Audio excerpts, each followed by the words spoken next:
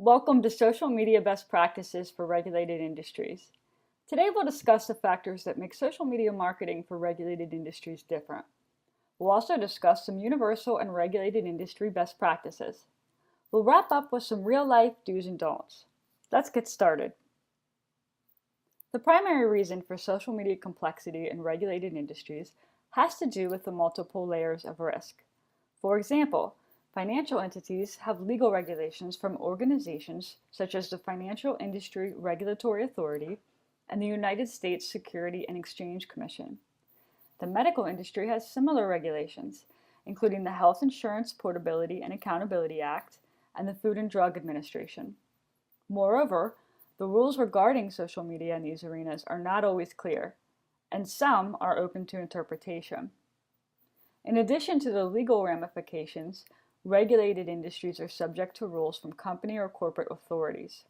For example, financial planners have rules set forth by their brokers, and medical entities have rules set forth by larger groups or healthcare systems. Again, these rules sometimes aren't always black and white. In fact, the best way to frame it can be summed up by Facebook's famous words, "It's complicated." So where does that leave regulated industries who want to leverage social media? First, know that because of these risks, some stop here. They may be hesitant to establish themselves on social media because of these layers of complexity. If you're willing to navigate the waters, you can have the advantage over your competitors. This presentation will help to point you in the right direction. To start, it's important to know your purpose. What is it you want to achieve with social media? Many will respond to that question by saying, "Get more clients and get more money." I typically respond to that statement by saying, "That's an outcome, not a goal."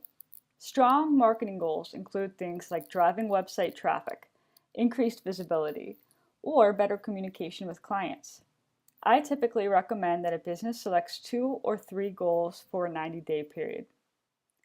Once you've determined your goals, it's time to select the best channels. I have 2 suggestions for choosing your outlets. The first is to play to your strengths by leveraging the social media channels that fit what you or your company representatives do best.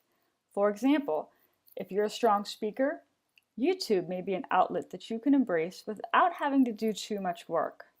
If you're a writer, perhaps a blog would be well suited for you. The second suggestion is to determine your target or ideal audience. It's important to identify exactly who you want to reach in order to develop a solid plan of action. Be as specific as possible. Consider things like industry, gender, age, income level, education. Then you can determine the channels for reaching them. Now that we've covered some universal best practices, let's dive into regulated industry best practices. First and foremost, it's important to know the rules. These include industry legalities as well as company policies. As I said before, this is often gray area, so the best advice I can offer is to make client or patient privacy your top priority. There are common sense areas to avoid, such as sharing bank account numbers or patient names and procedures. But there are also times when the rules aren't always black and white. For example, is it okay to share information about a patient if you don't use their name? We'll touch on this with specific examples in the do's and don'ts section. It's critical to establish a solid social media game plan. It's even more important for regulated industries because there are more layers to consider. A proactive approach to content monitoring and responding is vital. Consider who will create the content, who will approve it, and who will post it. Once your content is posted, you'll want to monitor your social media channels for interaction. This is where it's important to develop a policy that clearly outlines expectations and procedures for those who are posting to your company's sites. For businesses, the most important thing to remember is that you should always respond to comments. It gets complicated, however, when comments are in the form of negative feedback. And while it's unfortunate, negative feedback can be an opportunity to demonstrate excellent customer service. Here are a few guidelines for handling. First, acknowledge the feedback publicly. This could mean an apology or a gentle correction of misinformation. Then move the conversation from public to private as quickly as possible. For example, sending them a direct message or an email, or even suggesting a phone call. Gather more details and propose a solution. If you haven't done so yet, I highly recommend that you sign up for Google Alerts and social mentions so you're aware of what's being said about your company online. Now we'll move into the fun part, some do's and don'ts. We'll start with the don'ts. Don't share client or patient information, and don't ignore your audience. Here are examples of both. This first example is a screenshot of an interview with a 23-year-old model who was admitted to Chicago's Northwestern Memorial Hospital last June for excessive alcohol consumption. An emergency department physician allegedly took the photos of her in which she appears anxious and disheveled. He's accused of having posted the unbecoming shots on Facebook and Instagram. This is a huge violation of privacy and a major don't. This next example includes tweets sent to Bank of America earlier this month. The first tweet mentioned an oversight on the part of the bank with this mailing. Within an hour, this tweet had received over 1,000 retweets. What made it worse was that the tweet went unanswered for several hours before a response was posted. This example demonstrates the importance of knowing what's being said about your brand. Next, we'll focus on the areas for caution. Remain cautious of mentioning personal stories, even if you don't specifically mention a patient or client by name. Claiming that you don't know the rules doesn't give you a pass either. This first example is a case for knowing the rules. If you're a financial planner, it's important to know that the SEC considers social media a form of advertising, and the rules state that testimonials in advertising are deemed fraudulent. For this reason, financial advisors cannot be endorsed on LinkedIn for that particular skill. However, skills such as tax advisory may be permissible. To avoid an unwarranted testimonial, be sure to turn off the endorsement feature on LinkedIn. The next example is a screenshot of a Facebook post from an OBGYN who referenced a patient, and while the name wasn't mentioned, this behavior is equally questionable because third parties may put two and two together, and the patient themselves may even see it. Be cautious of talking about patients or clients, even in general terms.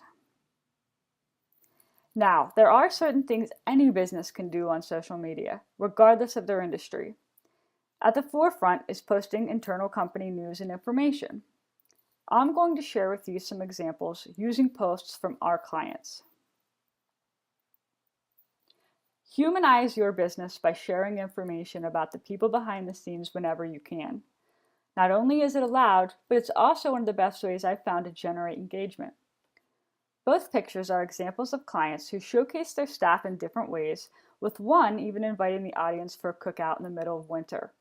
Talk about fun! Sharing helpful information is always welcome. In both pictures, our clients share information relevant to their industry. It's a safe bet to share applicable historical information. On this day posts are often popular, especially for those in the healthcare industry, because there's a lot of history. Sharing did you know or fast facts are also fun and helpful. Both examples share information that are useful or interesting to the audience. Events are also fair game. This first example is a YouTube clip from an event held at the client's location. The second is a post about a local event. Both are relevant and both are engaging. Finally, it's always good practice to share company news and updates with your audience. A benefit of social media is the opportunity to communicate with people in real time. So use this to your advantage when it comes to weather delays or other time-sensitive company announcements. As you've seen, there was a lot of gray area surrounding social media and regulated industries. However, you have a unique opportunity to rise above your competition by implementing best practices. Employing a strong execution plan is fundamental, especially in the areas of content development, brand monitoring, and responding to audience feedback. And as we illustrate in the do's section, there are ways to get involved in social media regardless of your industry. If you haven't embraced social media yet, I encourage you to put a plan in place and get started today.